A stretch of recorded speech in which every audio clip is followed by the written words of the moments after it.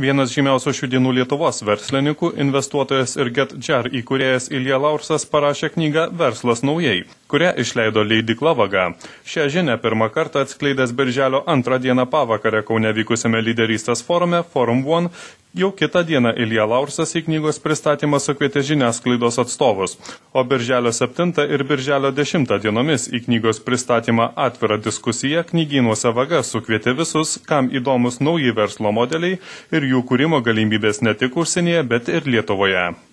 Knygoje Verslas naujai šmaikščiai ir nuotaikingai kalbama apie verslą ir jo užkulisius. Čia gausų patarimų, nuo ko pradėti verslą ir kaip jį sėkmingai vystyti. Pasitelkdamas pavyzdžius iš kasdieninės patirties, Ilja Laursas vaizdžiai iliustruoja naujųjų verslų prigimtį, ne tik supažindina skaitytojus su investicijomis bei opcionais, bet ir leidžia iš arti susipažinti su tokiamis didžiausiamis ir sėkmingiausiamis pasaulio kompanijomis kaip Facebook, Google ir Microsoft. Iš tikrųjų, užsiėmiau tam tikrą švietėjišką veiklą jau pakankamai seniai. Tai galima sakyti, per 3 metus esu apsilankęs beveik visose Lietuvos universitetuose, esu skaitęs tikriausiai per 100 paskaitų. Ir iš tikrųjų teko matyti labai didelį dėmesį, ypač jaunos kartos studentų verslavimui. Kas yra verslas, kaip jisai daromas, kaip jį daryti ir ypač tais naujais verslo principais, kuriam yra pastatytos tokios kompanijos kaip Yahoo, ar tai Google, ar tai Facebook, Zynga ir daugelis kitų. Tai iš tikrųjų troškimas tos informacijos yra labai labai aukštas ir tikrai man tą teko paragauti. Ir iš tikrųjų per tos apsilankymus teko tiesiog suprasti, ko konkrečiai klausia jaunimas, kas konkrečiai domina, kas yra svarbu, kas yra mažiau svarbu. Ir galiausiai kilo mintis visą tai padaryti, reiškia, sukurti visą tai iš to knygą. Vien dėl to, kad pasistengsi atrašyti, iš tikrųjų atsakyti į visus klausimus vienu metu maksimaliai daugeliu žmonių skaičiui. Taigi knyga iš tikrųjų yra parašyta labai lengvai, specialiai bandžiau vengti bet kokių formulę ar sudėtingų dėsnių ar kažkokių tai teorijų. Iš tikrųjų norėjusi parašyti tokią knygą, kurią galėtų perskaityti visiškai bet kas. Nuo vyrėjo iki vairuotojo, iki studento, iki būsimojo verslininko, bet to pačiu pateikti iš tikrųjų tas įdomiausias mintis, iš tikrųjų, kasgi yra verslas, ar tai yra mano kelias, ar tai ne mano. Jeigu tai yra mano kelias, iš tikrųjų, kaip pradėti, kaip tą daryti ir panašiai, vadovaujantis būtent naujoviškais principais. Taigi sietis tai buvo orientuotas į labai plačią rinką. Šios knygos galbūt išskirtumas yra tai, kad verslas yra labai pateikiamas atvirai, apie tai tiesiog pateikiamas asmeninis žmogaus požiūris apie tai, kaip kurti verslą. Ir kas dar yra unikalus, kas tiesiog man neteko to patirti, bet buvo labai įdomu susipažinti, tai yra pirmą kartą pakeliauti virtualiai ir leisti skaitytojams, žiūrovam, auditorijai pakeliauti lietuvių akimis po Silicio slėnį, po pačias didžiausias kompanijas, kokios yra sukurtos. Ir tiesiog buvau labai dėkinga, kad galėjau su tomis mintimis pasidalinti knygoje ir tiesiog leisti kitiems žmonėms sužinoti, kas ten vyksta, pasidomėti įvairiausiamis mintimis ir būti taikyti gyvenime.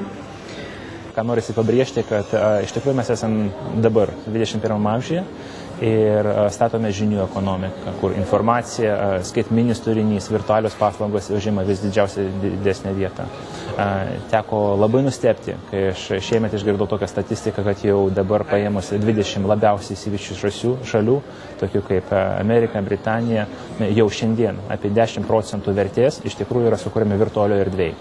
Taigi šnekame apie virtualias paslaugas, apie aplikacijas, apie muziką, apie video turinį, visą, kas tai yra neapčiopiama. Ir tas skaičius daugiau auga. Taigi iš tikrųjų tosai virtualumas, globalumas verslo iš tikrųjų atveda su savimi ir visiškai naujas žaidimų taisyklės.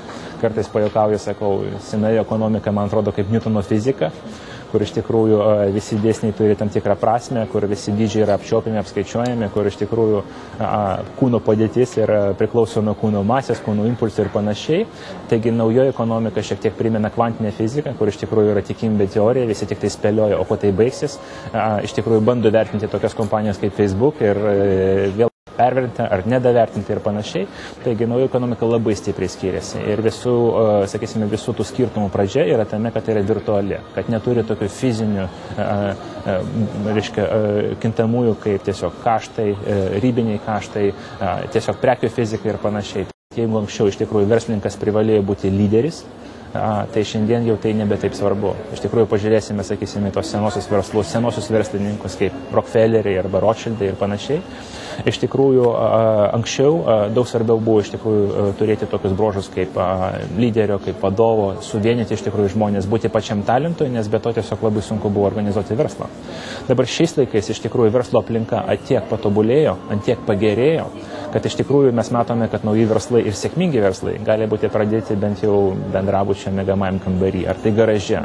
Ir iš tikrųjų žmogus neprivalo būti netgi ne tik lyderiu, prigimtų, bet ir vadovu, nes galiausiai vadovus galima pasamdyti, yra pagalbinės priemonės kaip ir investicijos, kaip pagalbinės, reiškia, įmonės, infrastruktūra, ekosistema ir visą taip toliau. Taigi galima sakyti, kad dabar verslininkų yra lengva tapti kaip niekada anksčiau ir verslininkų tapti bet kas. Ir iš tikrųjų tiesiog dabar empirinis, retorinis netgi klausimas, tiesiog pabandykite palyginti, pavyzdžiui, tą pačią Rockefellerio bruožus ir su Billo Gateso, Zuckerbergo ar Larry Page'o, tikiuosi atrasite nemažai skirtumų.